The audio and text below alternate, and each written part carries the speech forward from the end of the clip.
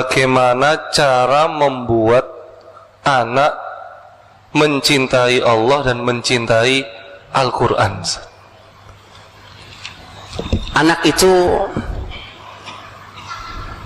pendidikan itu Bapak Ibu dalam Islam ada dua kunci utama besar yang jangan dilupakan. Satu doa, dua keteladanan.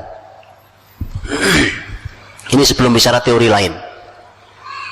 Doa, keteladanan. Cinta itu di mana tempatnya? Di sini, di hati ini. Itu cinta. Sementara urusan hati ini, hati kita saja kita tidak menguasainya.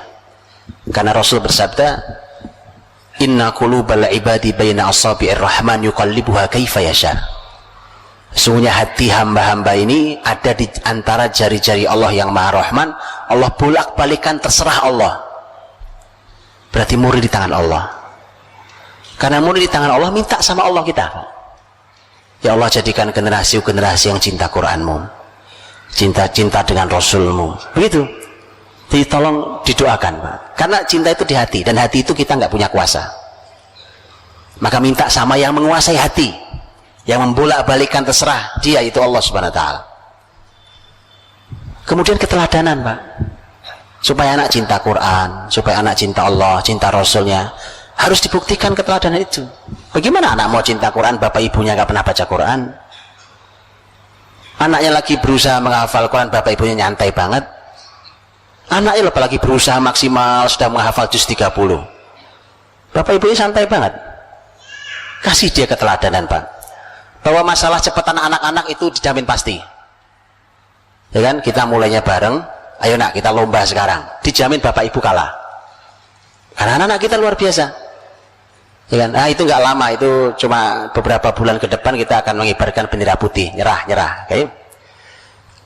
Anak luar, tapi tidak, Pak. Usaha ayah ibu yang dilihat anak berjibaku itu cukup untuk memberi mereka keteladanan betapa sungguh-sungguhnya ayah ibu saya terhadap Quran. Itu mahal buat dia, Pak. Dan nanti tolong, Pak, sikapi. Ini luar biasa juga. Kan kalau sekarang anak kita hafalannya lebih banyak, betul ya, dibandingkan kita. Umpamanya nih, hafalan Qurannya lebih banyak dibandingkan kita. Baca Qurannya lebih bagus tajwidnya daripada kita. Berarti kan sekarang yang ahli ilmu dia kan?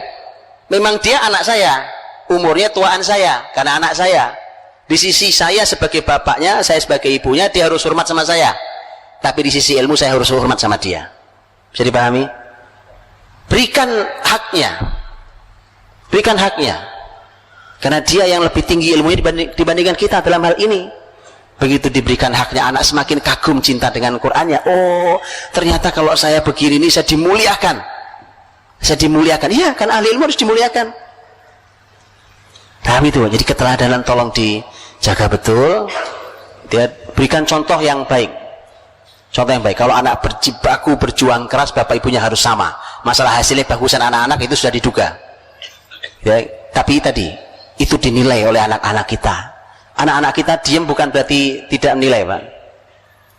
Mereka punya penilaian terhadap kita segala macam. Jadi tolong diperhatikan betul supaya nilai yang diberikan oleh anak-anak kita terhadap kita nilainya baik, sehingga mereka mengagumi kita dan menjadikan kita sebagai teladan dia, sehingga dia tidak perlu mencari keteladanan di luar rumah sana.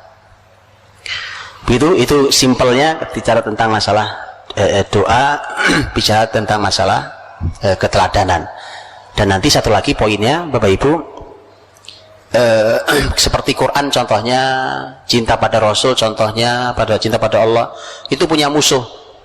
Nah, kalau musuhnya ya jangan dimasukin di rumah. Gimana kita berharap anak-anak akan menjadi cinta Quran, akan berlama-lama dengan Quran, gitu ya. Tapi ternyata di rumah kita juga kita setel musik, gitu ya. Saya tidak bicara hukum fikih tanyakan Ustadz fikih. Tapi inilah yang disampaikan oleh para ulama, bahwa musik itu memang tidak pernah sejalan dengan Quran. Imam Ibnu Qayyim dalam syair nuniyahnya beliau menyampaikan itu. Ya? Nah, untuk itulah maka harus kita bersihkan. Kalau kita mau cinta ya harus dibersihkan lah. Yang memang tidak sejalan dengan Quran ya harus dibersihkan. Sekarang umpamanya kita mau baca buku tentang Rasul kita, Sirah Nabawiyah kita baca. Sirah Nabawiyah kita baca. Baca buku itu Bapak Ibu perlu perjuangan. Betul ya? Mata untuk melihat, memahami, kesabaran itu perlu perjuangan. Nah, tapi kalau kita nonton TV, dunia hiburan di TV umpamanya, itu nggak perlu perjuangan, itu sambil leyeh-leyeh aja, sambil nyender ya kan, ambil ngunyah kacang, makan apa itu. Sekarang bagaimana kita berharap mereka mencintai Rasul melalui membaca buku-buku sejarah beliau, sementara kita umbar hiburan. Kita umbar hiburan, karena hiburan dan ilmu tidak pernah sejalan.